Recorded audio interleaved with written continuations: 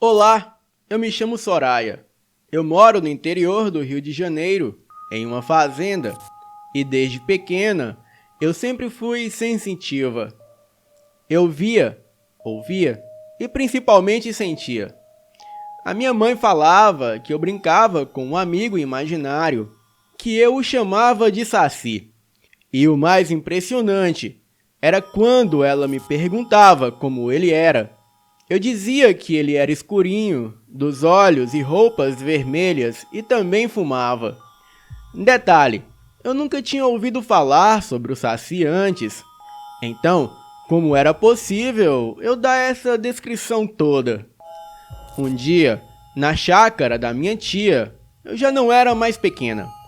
Todo mundo estava na mesa que ficava em uma varanda coberta pelo andar de cima. E estava muito frio. Então, eu subi para pegar na minha mala uma blusa mais quente. E junto comigo veio a cachorra de um amigo meu que se chama Pandora. Bem, eu estava no quarto do meio, abrindo a mala, quando senti uma presença andando pelo corredor. Imediatamente a Pandora começou a rosnar e em seguida ela saiu correndo. E quando eu olhei, eu vi uma sombra passando na parede. Aparentemente, a sombra de um bode, mas a única coisa que eu conseguia ver nitidamente nessa sombra eram os olhos, que eram totalmente vermelhos. Algo impossível, porque uma sombra não produz cores. E os olhos me encaravam, e aquela sombra vinha do corredor, como se aquele bode esquisito estivesse vindo ao meu encontro. Mas assim que o bode passou pelo corredor e ficou à mostra, já não era mais um bode. Era um homem alto de chapéu, e ele passou por mim me encarando e desapareceu. O mais estranho é que a sombra daquele homem não era a sombra de um homem normal, pois a sua sombra era a sombra do bode. Bem, essas coisas sempre acontecem comigo, e eu sinto a presença de todos que se aproximam de mim, seja uma presença boa ou uma presença ruim. Boa noite. Agora, vamos ao relato. O segredo do Descobre e a classificação dos lupinos.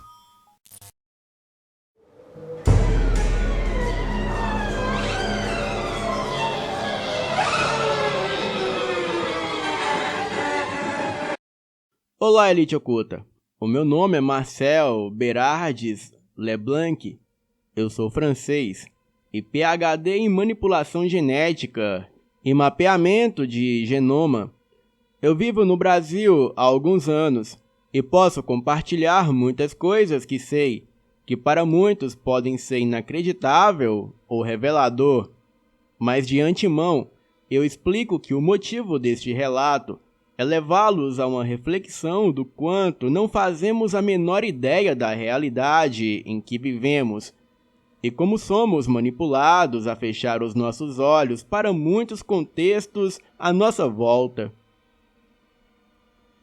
O meu envolvimento com o Departamento Secreto de Contenção Obscura, ou seja, o DESCOB, se deu em 1990, quando desenvolvi o projeto Ibricane, juntamente com uma junta de aprendizes, e a orientação do meu saudoso professor, Jadiele Baldiner Hunterford.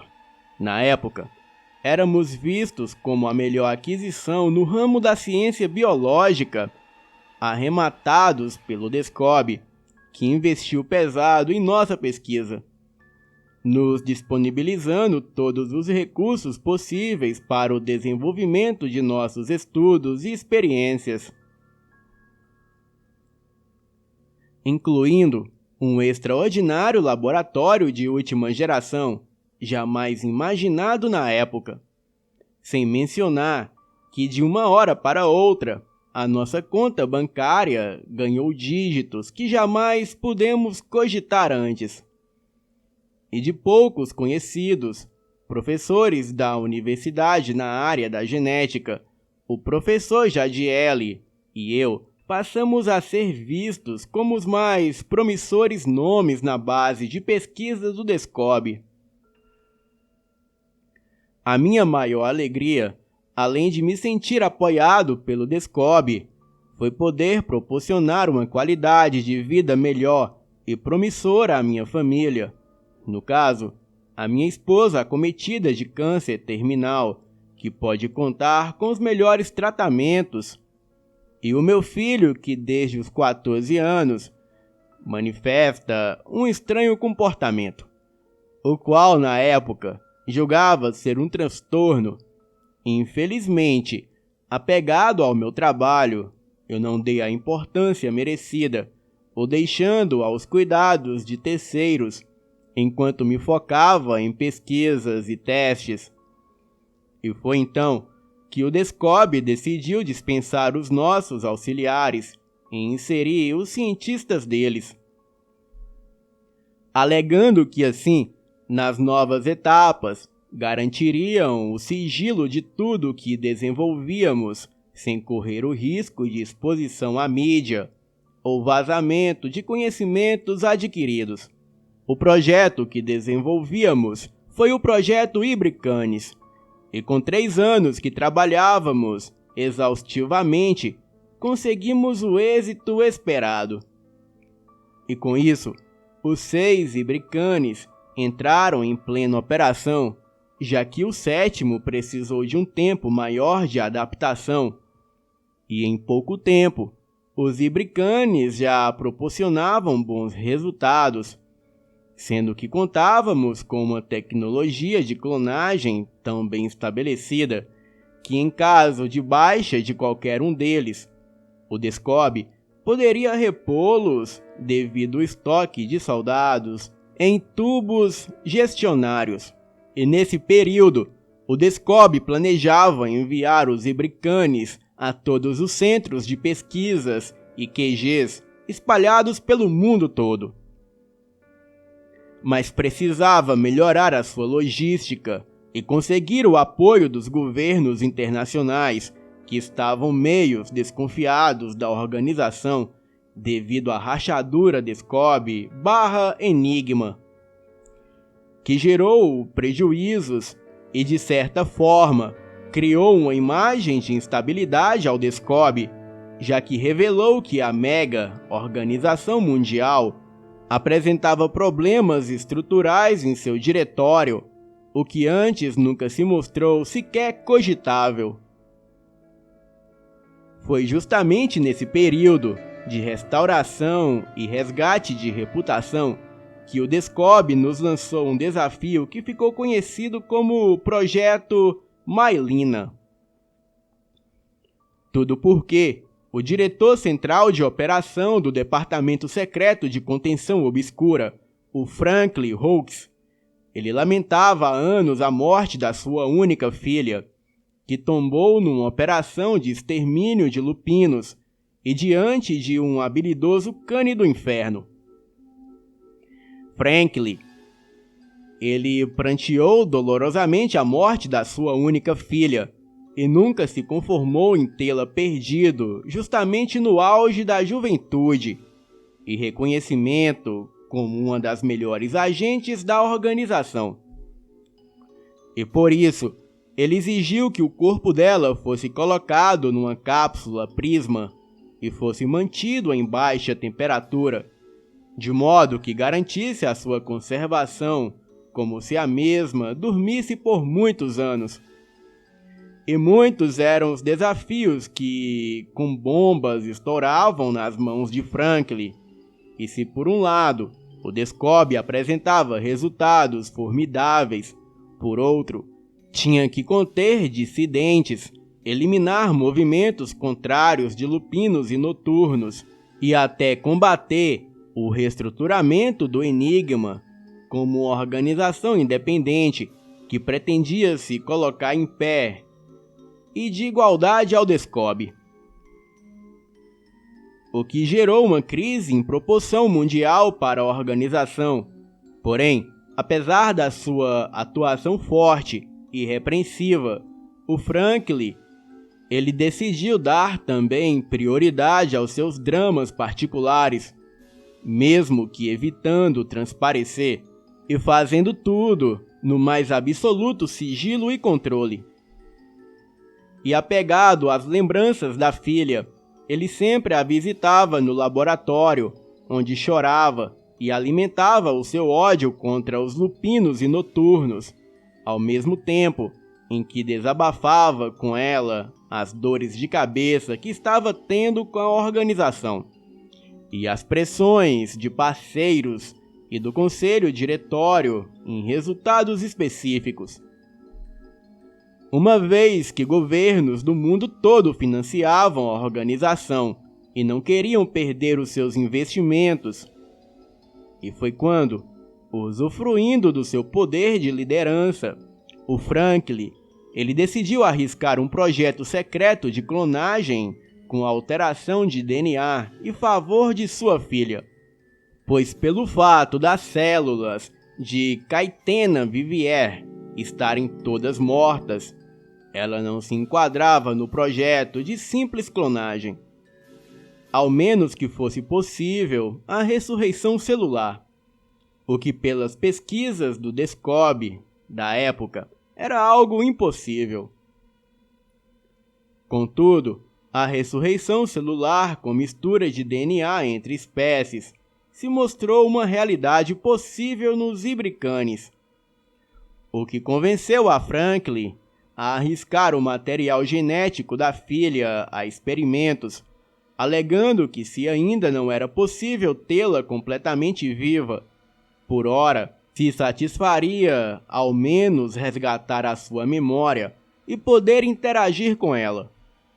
E foi então que, em caráter de sigilo absoluto, o professor Jadiel e eu encabeçamos o projeto Maylina, que recebeu esse nome em homenagem à mãe de Caitena, a única mulher capaz de arrebatar o coração do frio diretor-geral de todas as operações do Descob, ao ponto dele cogitar abandonar todas as suas ambições apenas para fazê-la feliz.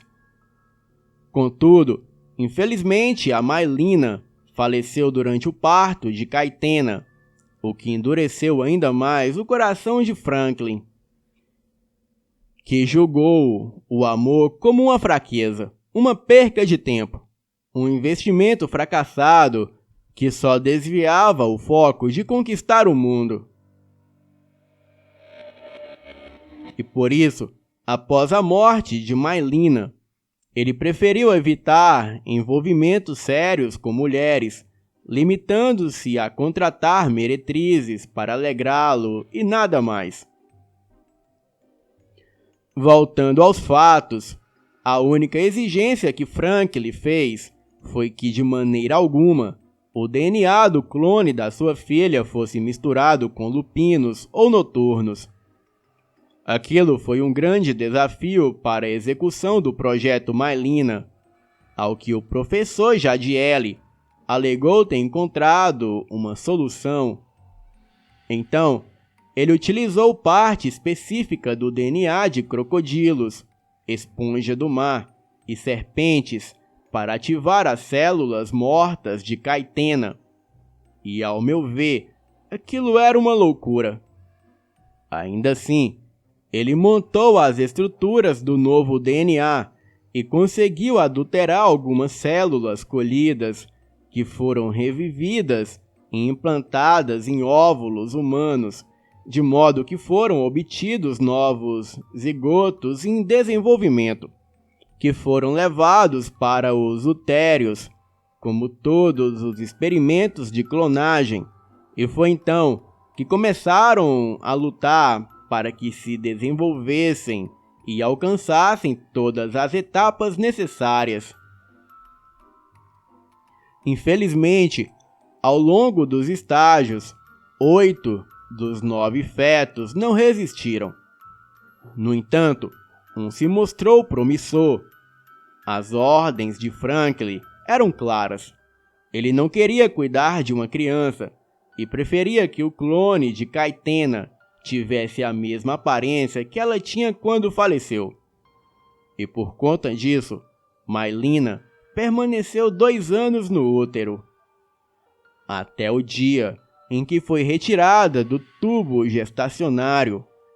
E para a surpresa de todos nós, o experimento era fisicamente idêntico à jovem Caitena, exceto por um detalhe grotesco em suas mandíbulas, pois a boca era deformada, com enormes dentes pontiagudos e com capacidade de expansão como se fossem as mandíbulas de uma cobra. A princípio, acreditamos que uma cirurgia plástica poderia corrigir aquele detalhe e decidimos ter uma reunião com o diretor-geral do Descob para informar o resultado. E segundo as ordens do próprio Franklin, a prioridade era que Maylina se mostrasse um soldado habilidoso, e por isso, enquanto ela dormia pelo efeito do lançamento de dardos tranquilizantes, demos ordem para vesti-las com roupas propícias e colocarem uma máscara cobrindo a sua boca, para que ela não se assustasse, caso visse o seu reflexo no espelho. Então, a transferimos para a ala mais puxada de treinamento, onde a mesma enfrentaria alguns desafios para provar o seu valor, e no primeiro cenário, ela se depararia com alguns zumbis, e no segundo, lutaria com uma mulher cobra, e no terceiro, enfrentaria alguns hímbrilos, e no quarto, um vampiro, e no quinto, um necrolupinos, e no sexto, um lupino bestial, e no sétimo, uma lupina louca, no oitavo, um lobisomem, e no nono, um cane do inferno. E por último, alguns soldados desertores do Descob, os quais foram prometidos a liberdade caso sobrevivessem a ela. Ficamos horrorizados com o desafio proposto por Franklin, ao que ele alegou que era melhor perder o experimento que se apegar a ele. E o mesmo não mostrava-se eficiente, e o diretor-geral das operações do Descob fez questão de acompanhar os testes, e ao colocar os olhos pela primeira vez em Maylina, pareceu surpreso, e se emocionou levando a mão no rosto e contendo a expressão de choro, pois ela aparentava ser a cópia fiel da sua filha. Maylina despertou numa cama, em meio a um quarto que era a réplica perfeita do quarto onde Caitena costumava descansar no QG de operação. Ela parecia meio desorientada, e após observar todo o quarto, se dirigiu diretamente às gavetas de armas. E conforme o esperado dos agentes da ala de treinamento da base, onde pegou um cinto tático e adaptou à sua cintura. Em seguida, ela pegou uma pistola e a examinou minuciosamente, demonstrando-a, avaliando a mira e a deixando no ponto de disparo. E depois, guardou no coldre de seu cinto tático, dando sequência, abriu as outras gavetas, que encontrou 2 adagas de pratas, e aquela atitude intrigou Franklin, pois Caitena preferia usar espadas, e daquela vez sequer ela parou para apreciar qualquer uma delas. Ela guardou as adagas no cinto e saiu do quarto observando o corredor com quadros, estátuas, cortinas, e embora limpo e organizado e completamente deserto. E foi quando o Franklin ele ordenou que fossem liberados os zumbis, e assim que ela se deparou com os bichos invadindo o ambiente, Maylina não perdeu tempo, sacou as adagas partindo para o ataque, E espantosamente, ela eliminou 10 zumbis num tempo recorde e inesperado, sem ao menos dar a oportunidade de qualquer aproximação ou cerco. E depois se voltou às câmeras como se soubesse que aquilo era realmente um teste de habilidade. E destemida, ela literalmente desfilava, demonstrando uma sensualidade e confiança que Caitena não costumava demonstrar. E desta forma, ela caminhou graciosamente até o segundo desafio, e foi quando uma mulher surgiu e, sem perca de tempo, se transformou numa enorme serpente de cerca de 8 metros de comprimento.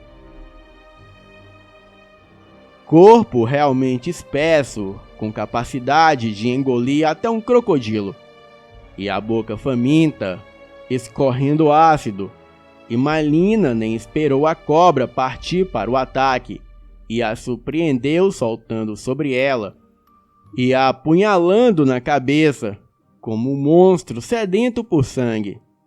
Ela deferia várias apunhaladas violentas numa sequência sobre-humana, não possibilitando a mutação nem chance de ataque. E surpreendentemente, ela desviava dos líquidos da boca do bicho e se concentrava no ataque violento, de modo que a mulher cobra foi finalizada em um tempo inacreditável.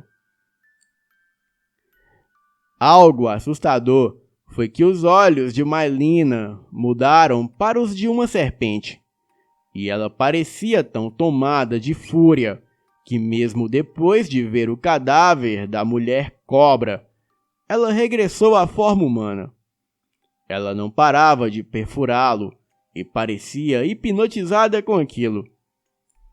E depois daquela demonstração de fúria, ela mostrou-se ainda mais disposta em prosseguir com mais desafios e logo desfilava rumo ao novo desafio.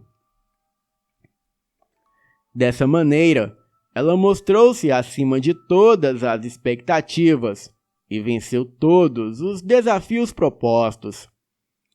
O mais surpreendente era a sua eficiência em matar e excelência em seus movimentos, e o domínio de várias artes marciais, a precisão do ataque certeiro com as adagas, e a leveza nos saltos acrobáticos, e a perfeição na maneira de se defender. De modo que não efetuou nenhum disparo de pistola, e deu cabo dos 9 oponentes apenas com as suas adagas e os seus golpes perfeitos, que fazia jorrar sangue para todos os lados. O mais impressionante era a sua fúria incansável, a frieza e a sua total demonstração de medo ou hesitação. E apenas na última fase do teste, ela sacou a pistola e deu cabo de 15 soldados. Isso sem receber um único tiro, e se mostrando habilidosa na arte de se proteger e saber tirar vantagem de cenários apresentados. Porém, uma última atitude dela foi grotesca e assustadora. Ao desarmar o último soldado, ela retirou a máscara e, como um animal sedento, ela devorava a carne do homem sem piedade, enquanto ele, desesperado, gritava e se debatia de dor, tentando escapar, e assim ela o devorou de modo que só restaram do pescoço os ossos.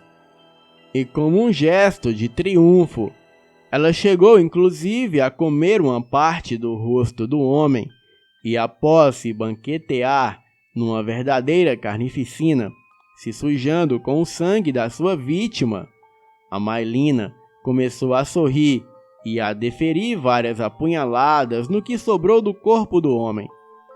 E foi quando, a mando do comandante-geral da organização do Descob, o gás tranquilizante foi liberado no ambiente. O Franklin estava assombrado com o nível de barbárie que viu, ao que, aterrorizado, ele indagou que espécie de monstros havíamos criado. E completou que aquilo, em nada, lembrava sua filha, e que não passava de uma aberração, e ordenou que aquele bicho fosse levado para a ala de descarte, e informou que pessoalmente daria cabo àquele insulto da sua filha viva. E foi então que Maylina foi retirada do ambiente de teste, foi higienizada e vestida com roupas limpas, além de ser colocada um novo véu sobre a sua boca, sendo posteriormente colocado e contida numa maca. E diante disso, o Franklin, ele entrou no laboratório para eliminá-la. E muito determinado, ele sacou a sua pistola e se aproximou de Maylina. E foi então que ela despertou, e ao vê-lo apontando a sua pistola para ela, pareceu confusa, o chamando de pai, e indagou o que ele estava fazendo. Naquele momento, o Franklin reconheceu a voz de Caitena, voz essa que só ouvia em suas lembranças e em vídeos familiares de operações que costumava rever na solidão do seu apartamento, enquanto bebia, lamentando a perca precoce da filha. E diante disso, ele se estremeceu e vacilou ao reparar melhor no semblante sereno da filha, e toda a expressão animalesca de Maylina havia desaparecido. Os seus olhos eram humanos, e com exceção da sua boca monstruosa, ocultada pelo véu, aquela era a sua menina. Franklin abaixou a sua arma e, rendido ao amor paterno, ele foi até Maylina, a livrando das amarras e a abraçando. Maylina também o abraçou e começou a chorar. Ela perguntou o que havia acontecido e como ele conseguiu salvá-la do ataque do terrível Cane do Inferno. Naquele momento, o Franklin recordou da maneira como a filha morreu e chorava a ponto de se estremecer, implorando o perdão dela, e ela contou que infelizmente não havia chegado a tempo. E foi então que se recompôs e falou dos detalhes das suas mandíbulas, alegando que fez tudo o que estava ao seu alcance para salvá-la. Mas infelizmente, ela regressou com aquela estranha deformação, sem revelar que Maylina se tratava de um clone da filha falecida. O pai estava completamente cego pelo seu desespero em ter a sua filha de volta, e vendo Maylina como se ela fosse realmente a Caitena. E tempo depois, conduziu com carinho até um banheiro com espelho, onde pediu a ela que retirasse a máscara. E quando viu seu rosto, Maylina surpreendeu o pai ao sorrir e confessar que havia gostado do novo visual e que o detalhe da boca a fazia sentir-se até mais imponente, e ela decidiu que não faria plástica alguma e que não via a hora de experimentar todo o poder que adquiriu graças aos cientistas que salvaram a sua vida. E foi nesse instante que o Franklin revelou que, em respeito à sua nova condição, ele decidiu rebatizá-la com o nome de Maylina, o nome de sua mãe, que também foi uma verdadeira guerreira, ao que ela adorou.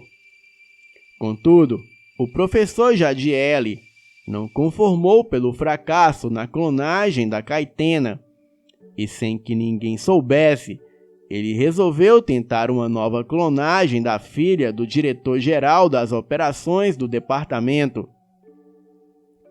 E após várias tentativas, ele conseguiu gerar um novo clone, e daquela vez usando o DNA lupino e de mula sem cabeça, só que manipulando as estruturas do DNA de modo a inibir as duas transformações.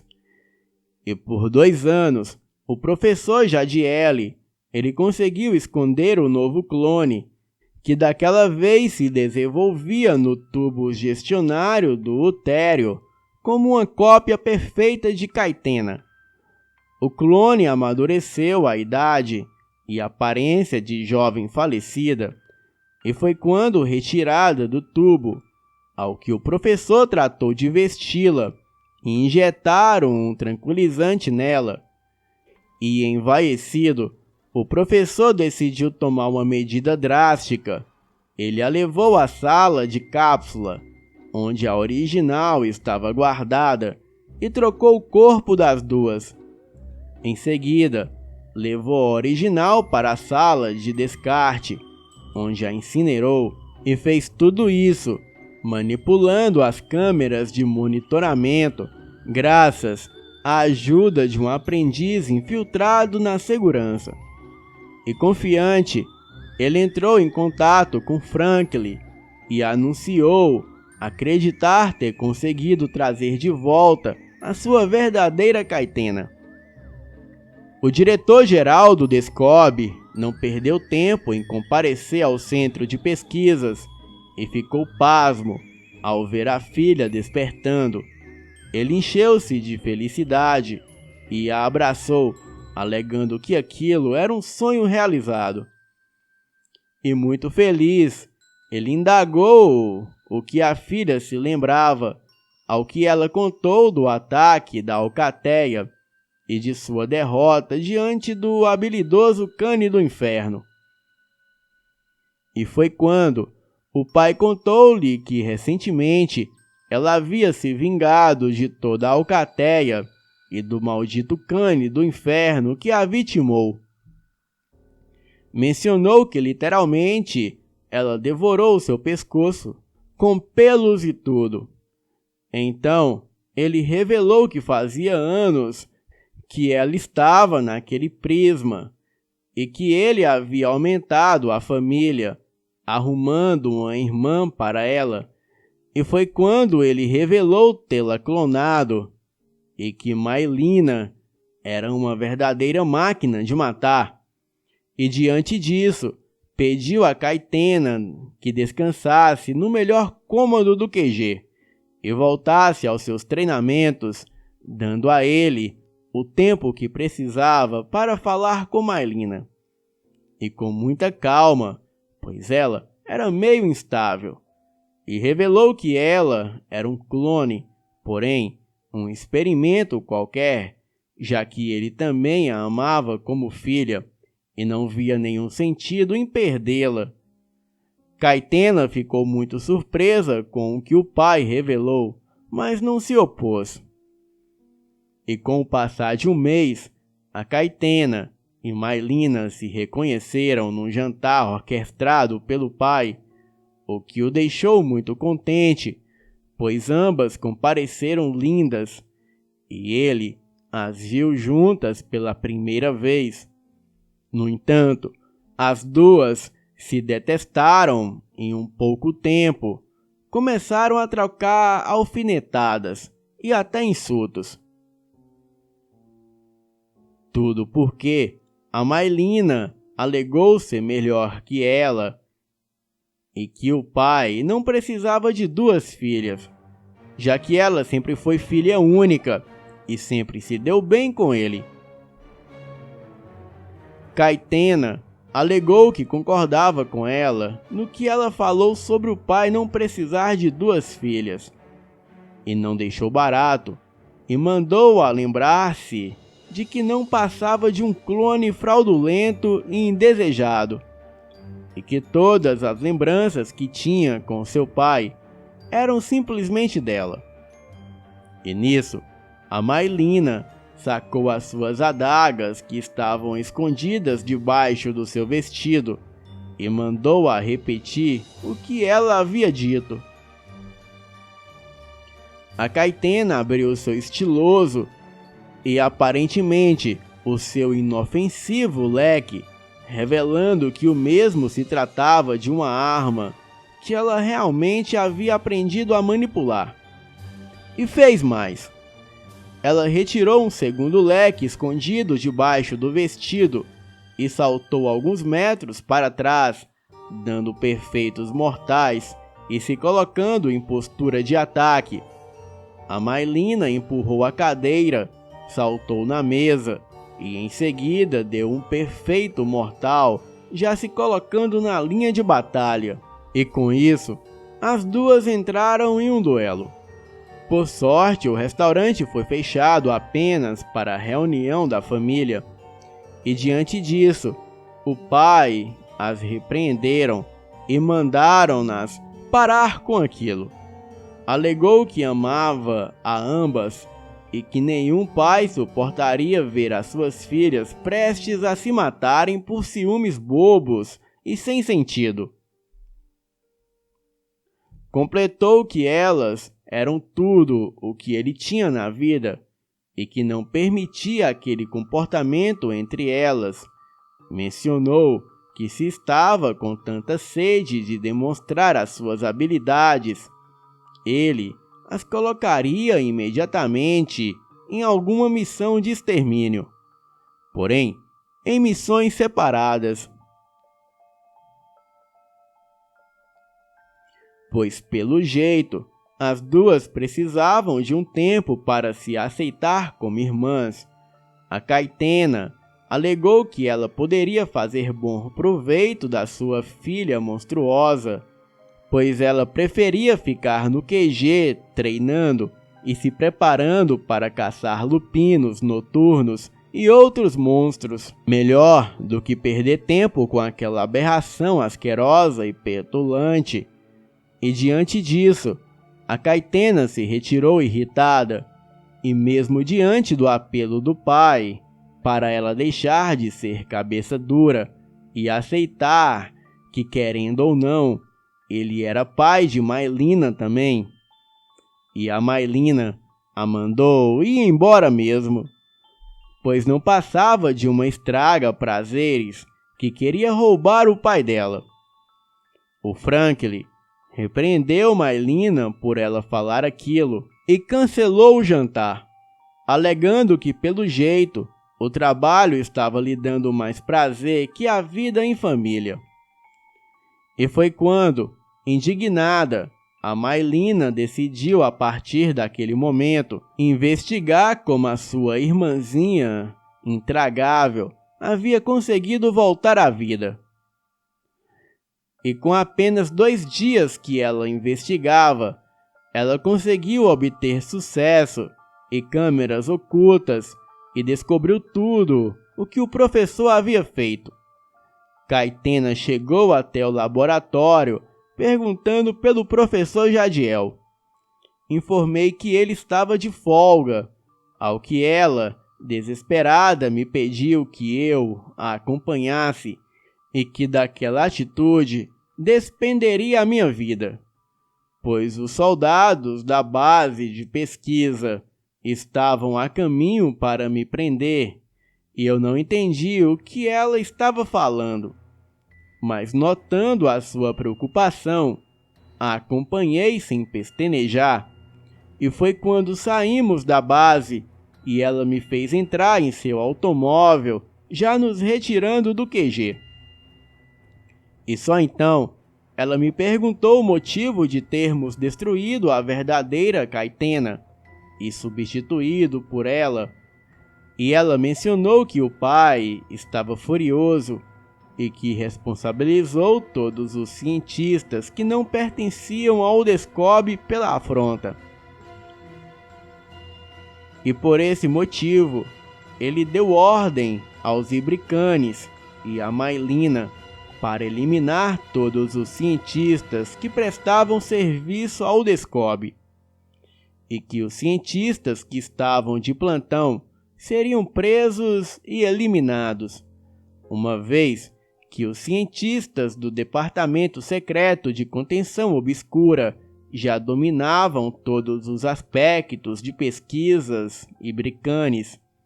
E para piorar, ela revelou que o cientista do Descob havia descoberto a vacina que eu desenvolvi e a minha ligação com os lupinos.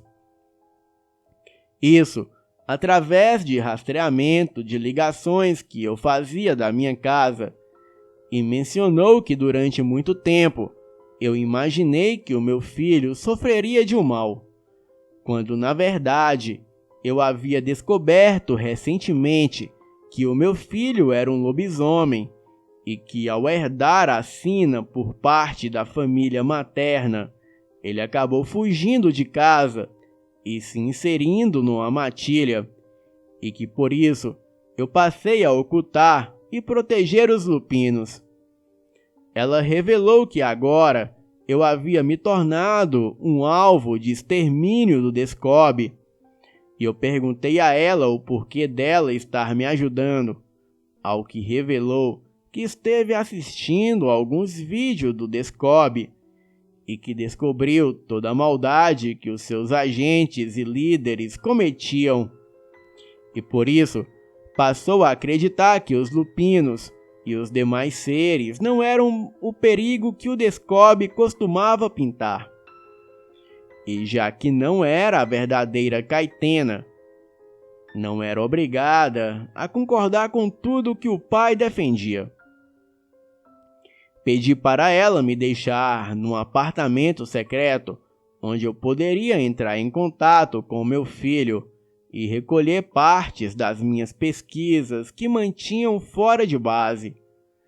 Ela concordou, e aquela foi a última vez que eu a vi. E pela bondade de Caitena, eu consegui escapar, salvar as minhas pesquisas, e também consegui entrar em contato com meu filho, obtendo assim o auxílio dos lupinos de Sina. E tentei convencer o meu filho a fugir comigo, mas ele decidiu que o seu lugar era em Paris. E com seus companheiros que o acolheram e treinaram-no e deram sentidos a todas as suas crises existenciais, e que não poderia abandoná-los diante do perigo que se instalou contra eles. Mencionou que, graças à vacina desenvolvida por mim, teriam uma chance maior e aguardariam os ibricanes, já que os lupinos de Sina não eram covardes e também estavam se preparando para o combate contra o Descob. E embora recusassem qualquer aliança com noturnos ou canes do inferno, uma vez que, em relação aos noturnos, o rei vampiro Stefano de La Fontier, ele estava propondo uma aliança entre noturnos e lupinos para enfrentar o Descob e seus malditos ibricanes. Haja visto que houve uma rachadura entre as casas vampiras de La Fontier e o Winchester, sendo que a Winchester estava de comum acordo com o Descob apenas para subjugar a realeza rival e se tornar a única casa imperial entre eles. Contudo, todos os lupinos sabiam quão traiçoeiros e traidores eram os noturnos. E os lupinos que conheciam as artimanhas dos vampiros sabiam muito bem que era perca de tempo confiar na amizade deles, até mesmo pelas traições do passado, quando os noturnos se uniram com a igreja e os seus soldados para caçar e exterminar os lupinos.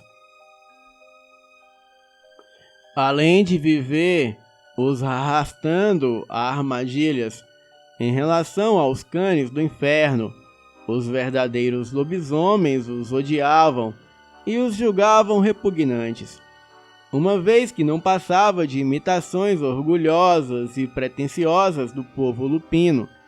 Daí, era uma desonra cogitar qualquer aliança com eles, E se fosse para ter os seus nomes relacionados a parcerias com os canes do inferno, os lupinos preferiam a morte em campo de batalha.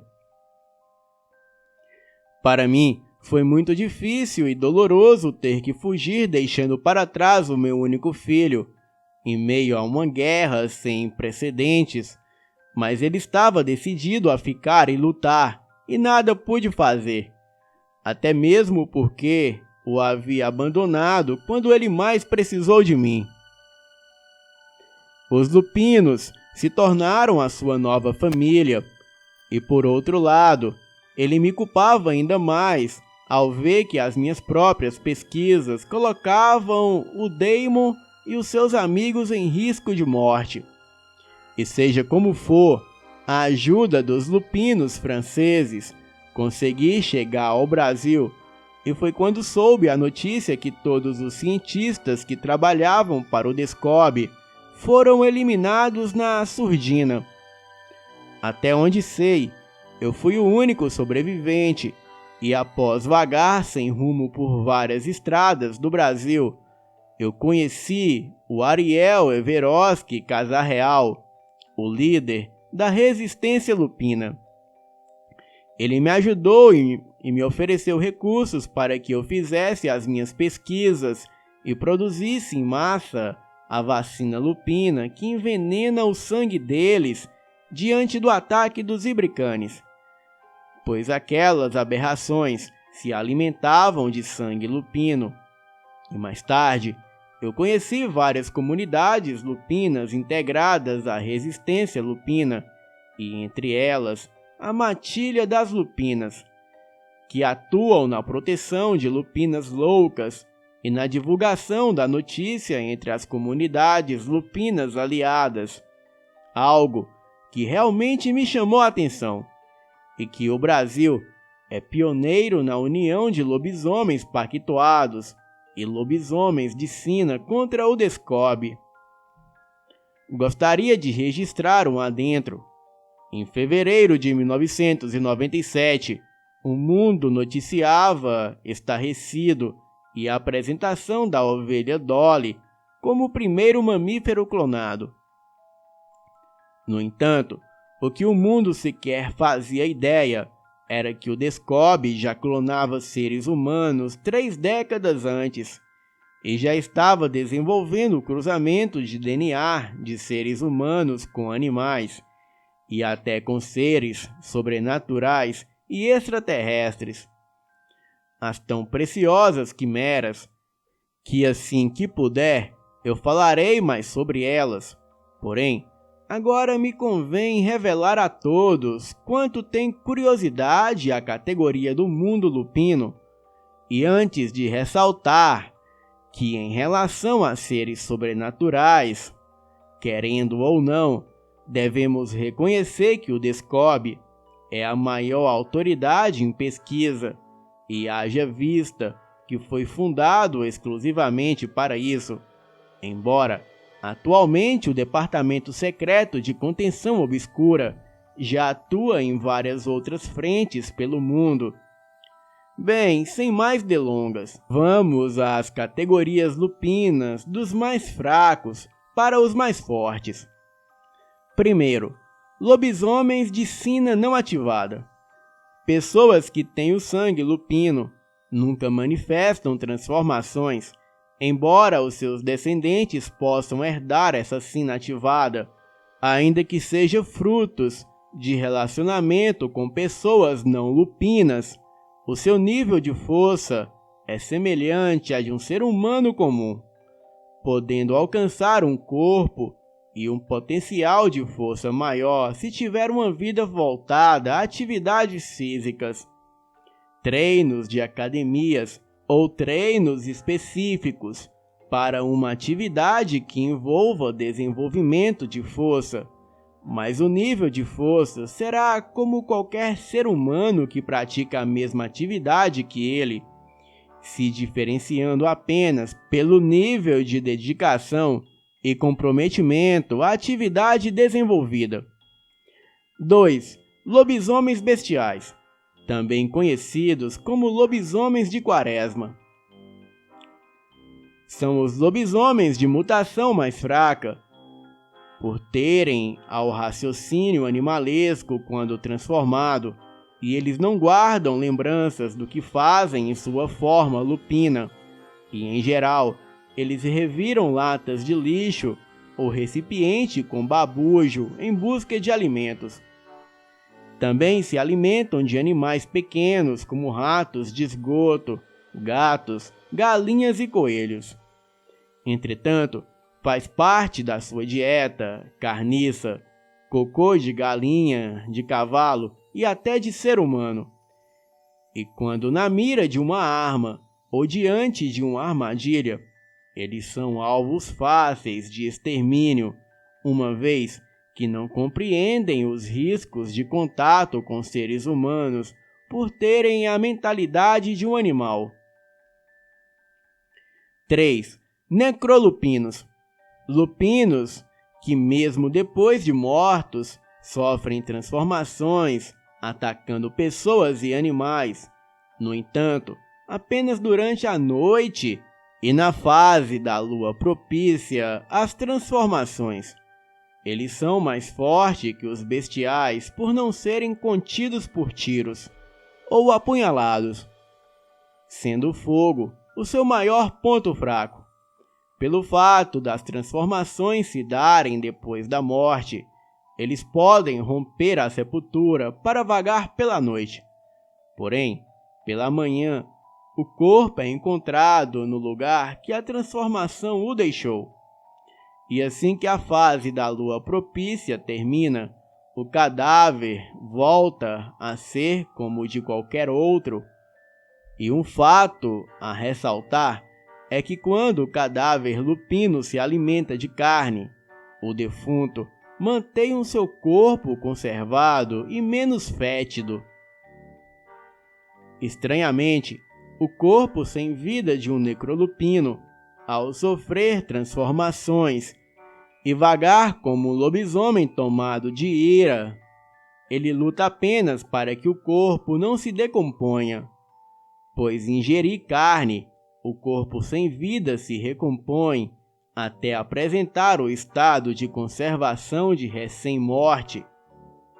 No entanto, ele nunca volta à vida, ou apresenta qualquer sinal de vida na forma humana, sendo um caso raro de transformação lupina. 4. Lupinas loucas. Mães que, ao darem à luz a gêmeos do sexo masculino ou casal, este segundo, em casos mais raros, sofreram mutações lupinas definitiva, e a aparência de uma lupina louca é um ser canino com uma crina de cavalo, que espuma e baba o tempo todo. Os seus olhos são escuros, o seu semblante é triste e as suas tetas escorrem leite. Daí, sentem muita sede. Há relatos que a lupina louca sempre uiva e solta gemidos na data anual em que se tornou mãe. E rara lupinas loucas possui a aparência de uma lupina comum. Nesses casos, essas são as lupinas loucas de consciência, e essas vagam à noite em busca dos seus filhos, e ao encontrá-los, elas os observam de longe com grunhidos tristes, e caso percebam alguma ameaça a eles, partem para o ataque em defesa de sua prole. Mas não podem se comunicar e não conseguem revelar a sua maternidade em relação a eles. São como seres humanos presos num corpo lupino. E caso essa espécie de lupina seja capturada e sofra abuso por parte de um ser humano, ela pode gerar bebês humanos, que após o parto, elas põem na porta de casas de outros seres humanos para serem criados por eles e passam a observá-los de longe, pois essas lupinas só atacam pessoas para se defenderem. pois o seu principal alimento são outros animais, já que as lupinas loucas comuns atacam seres humanos, crianças, outros lobisomens e animais para devorá-los. E surpreendentemente, elas não atacam outras lupinas, ao menos que sejam atacadas por elas. 5. Lobisomens de sina, também chamados de lupinos de consciência. São todos os que nascem com a sina lupina ativada, podendo ser meio sangue ou puro sangue, e sendo o primeiro quando herda a sina da família, ou do pai ou da mãe, e o segundo quando herda a sina dos dois lados da família. Os seus olhos podem ser amarelos, brancos ou transparentes, e também marrons, pretos, cor de ambar, violeta ou verde.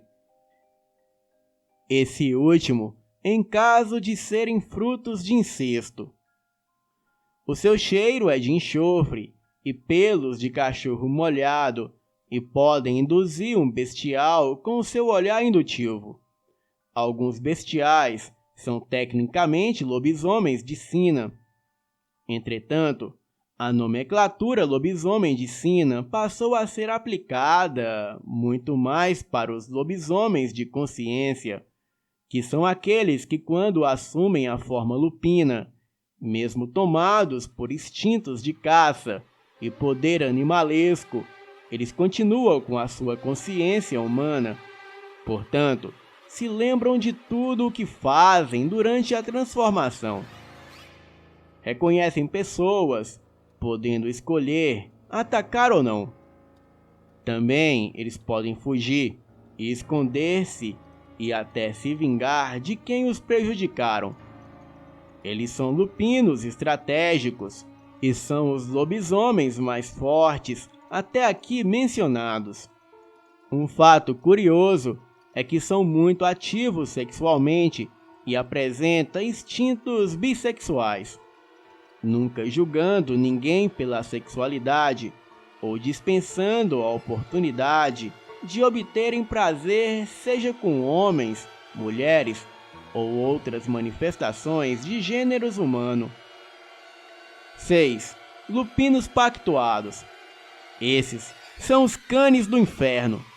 Sempre obtêm a transformação através de pacto, podendo apresentar consciência humana na forma lupina e terem apenas lapsos de consciência humana, ou serem totalmente escravo das entidades que o possuem, sendo um mero bestial. Um cane do inferno bestial, ele pode ser muito poderoso, mas a sua força é apenas física, e ele não é páreo caso se depare com um lupino de consciência ou uma lupina louca. Mas quando é um cane do inferno de consciência e de lapso de consciência, a luta se torna muito difícil para o lobisomem de sina, uma vez que o cane do inferno de consciência tem uma força que varia entre 3 a 5 lobisomens de sina. Sem mencionar o olhar hipnótico que pode induzir ou confundir um rival. O arranhão das garras podem queimar a pele do oponente, e esses lupinos podem soltar a sua pelugem para se proteger de lança-chamas. Daí, até o Descobre tem que atacá-los quando estão desprevenidos. Outra característica dos canes do inferno de consciência é terem transformações diurnas e sem a necessidade da lua cheia, uma vez que as suas forças vêm de entidades ou entidades pactuadas. O odor do corpo de um cane é semelhante a uma carniça misturada a enxofre e pelugem de cachorro molhado. Os seus olhos são vermelhos e eles possuem uma fúria incontrolável. Contudo, há 2 subdivisões entre esses lupinos, e esses se aplicam ao tipo de pacto que fizeram. 7. Lupinos pactuados de selo. O pacto é vitalício e ativado no único ritual, podendo ser renovado pela próxima geração. O aspirante, quando homem, recebe o selo em ferro quente acima do peito esquerdo, e sendo mulher, recebe o selo na coxa esquerda. 8. Lupinos pactuado de prenda. O pacto é garantido pela adoração e ritual constante do feiticeiro. E se o feiticeiro for morto, o contato com as entidades é quebrado, e para que haja transformação, o feiticeiro precisa estar cultuando as entidades e interceder pelo agraciado com o pacto, e as entidades determinam as prendas a serem pagas pelos seus favores. 9. Lupinos pactuados de selo angelical. Essa é uma característica nova em que o lupino pactuado e escolhido por um anjo lupino que concede a ele um selo e ministra a oração em seu ouvido. O selo pode ser o coração transplantado de um lupino ou cane do inferno, ou uma marca feita por qualquer anjo lupino que decide oferecer ou prejudicar a oportunidade de vingança ou de cura. Um lupino pactuado de selo angelical pode ter sido uma criança que, ao nascer, apresentou complicações com risco de morte ou nasceu sem força de vida. E a mãe, em seu desespero, implorou o favor dos anjos lupinos. E nesse caso, o selo é apenas um sinal na direção do coração, e o lupino, ao se transformar, apresenta uma estranha heterocromia, onde um olho será vermelho como um cane do inferno e o outro pode ser amarelo, como o de um lobisomem de sina ou até azul.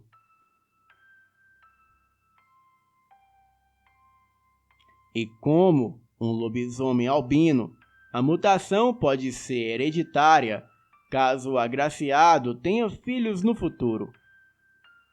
E seus filhos que não tiveram a sina ativada nascerão com os olhos humanos de cor diferente, apresentando uma heterocromia que remete à transformação do seu pai. 9. Lobisomem albino. É um ser místico, metade humano e metade divino. Em sua forma humana, ele pode ser um idoso, um andarilho, um mendigo ou um ser humano bondoso. A sua transformação é angelical e ele possui o poder de curar ou de aliviar as dores. As suas lágrimas podem evitar a transformação lupina louca. Ao tocar numa lupina louca, pode fazê-la regressar à forma humana. Ele pode recolher a transformação de um bestial e pode transferir a sua própria essência a outra pessoa. E quanto aos seres humanos, ele os protege à custa da sua própria vida. E por amor à vida humana, enfrentam mapinguaris, mulas sem cabeças, mulheres cobras, necrolupinos e canes do inferno. E por isso, é um símbolo de profundo respeito entre quase todos os outros lupinos, que no confronto com eles não revidam nenhum ataque, pois preferem a morte do que desrespeitá-los. O único ser lupino que sente profundo desprezo por ele é o cane do inferno. Esse, ao vê-lo, ele logo se enfurece e parte para o duelo de morte, chegando a rivalizar com ele até em pé de igualdade. E na maioria dos confrontos, os lobisomens albino é o vencedor, mas há caso que o cane o vence e o devora com ódio. Também há caso que, mesmo derrotado, o lobisomem albino simplesmente toma a forma de uma névoa que logo desaparece. Fael, eu tenho muitas informações a compartilhar, mas a falta de tempo não permite. Respeito muito o canal Elite Oculta por ser o único, além de você, acredita, que aborda o tema lobisomens com profundidade e denunciando as perversidades do Descobre. E quando eu puder, eu pretendo esclarecer mais coisas, mas só quando eu conseguir um tempo livre, pois diante de muitos desafios que eu preciso enfrentar, o meu tempo é escasso. Eu preciso te revelar que as músicas do Gabriel Brant são muito apreciadas nas comunidades lupinas, porém, o Descobre o odeia e tem feito de tudo para prejudicá-lo. Muita luz para você e para o Gabriel Brant, e obrigado por ter se comprometido com a causa lupina, pois toda ajuda é válida. Boa noite.